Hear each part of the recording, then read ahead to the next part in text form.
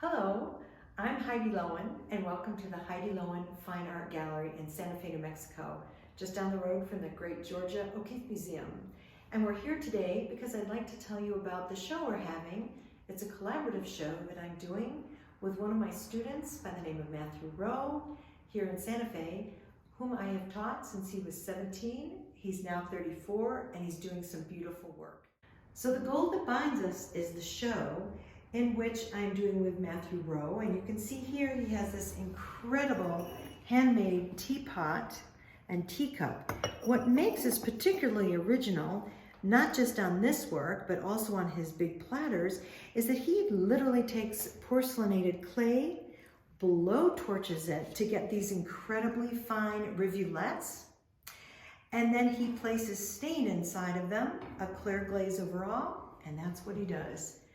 Over here, you'll see a series of his platters, the large ones all done with a blowtorch.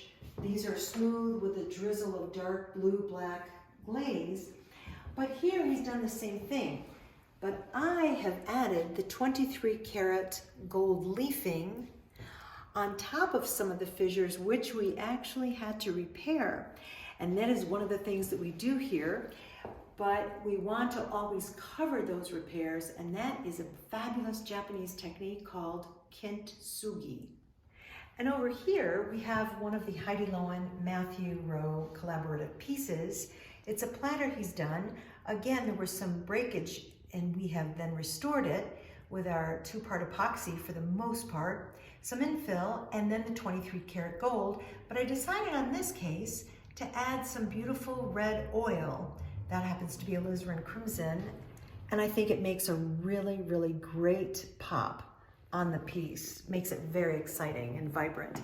And you can tell here that I clearly love red. This is one of my early trumpet vases with carving and shattering done on the wheel. Happens to be silver leaf inside, very similar to this piece here.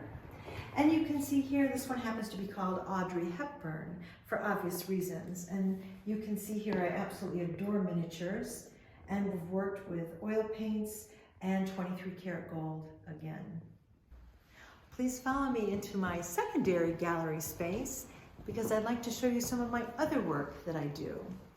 Also included in the Gold That Binds Us is one of my dark espresso brown clay platters.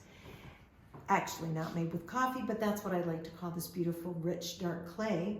And the one singular striation of the 23 karat gold leaf is representative of the conductor's baton. And I'm sure we all have our favorite conductors. I sure do.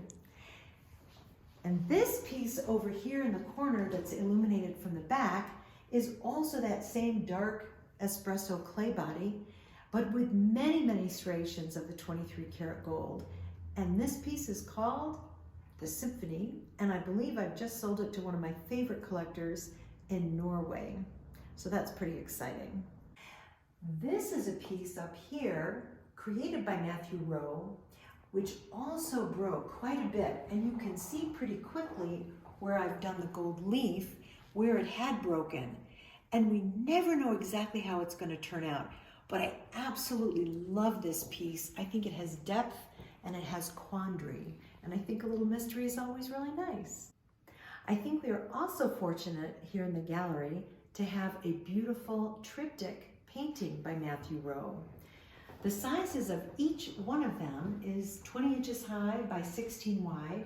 And what he's done is quite fascinating to me because he's painted acrylic on canvas, mounted on board. And in this case, what he's done after securing to his wheel, takes the contrasting black or gold, and then as the wheel spins slowly, he applies that swoosh of his brush. I think it really results in great movement. And on each of the three in the triptych, he has a wonderful striation, just a single delicate strand of red. I think maybe my favorite is the one on the far right because he clearly blowtorched that paint a little bit, going along with the same theme as in his porcelain platters. And as you can see by the red dot, it's going to a wonderful collector, actually this time here in Santa Fe, New Mexico.